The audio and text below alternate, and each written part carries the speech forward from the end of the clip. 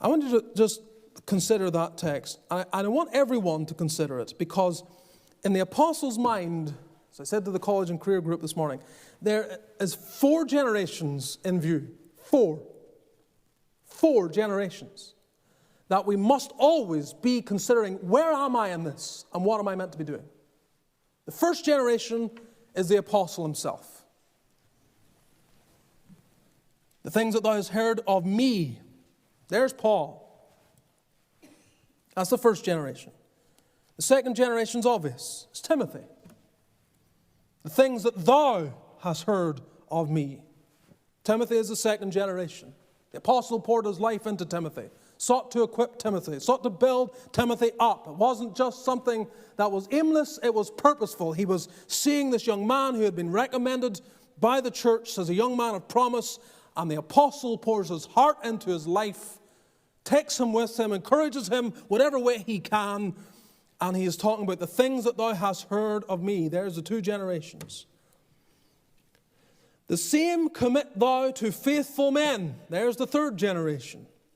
Timothy, you need to be instructing and committing what you've heard from me to others. You see the continuity of the truth.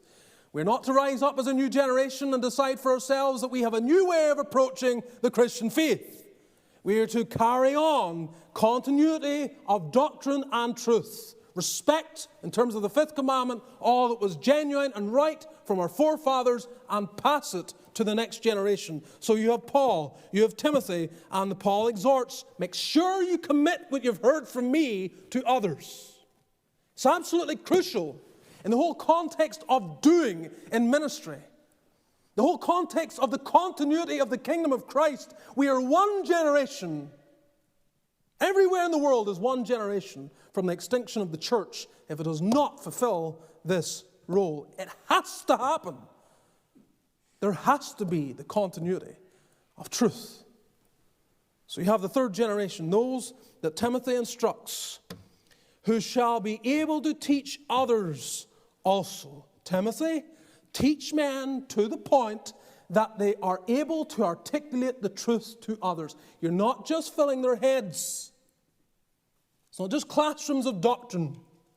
Get them to the point that they can articulate the truth to others. If you've taught them, but they can't share it, you have failed.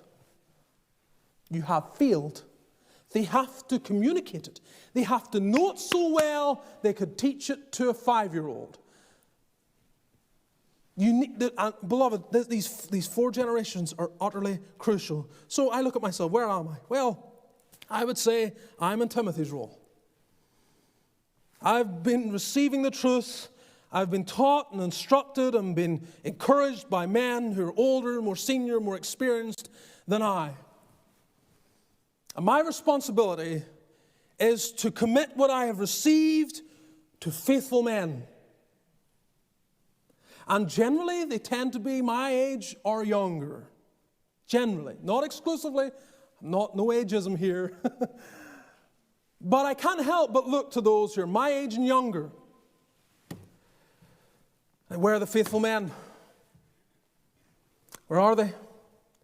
Who are those who are going to be committed with us? Who are going to stand with me?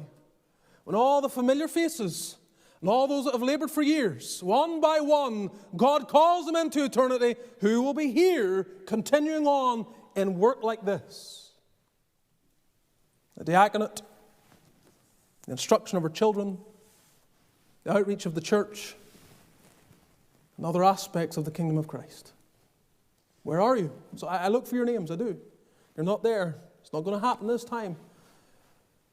I want you to think about it. I want you to think about not putting, if Christ has called you to serve Him, and in the providence of God, you're here. And as Jim Elliot put it, wherever you are, be all there.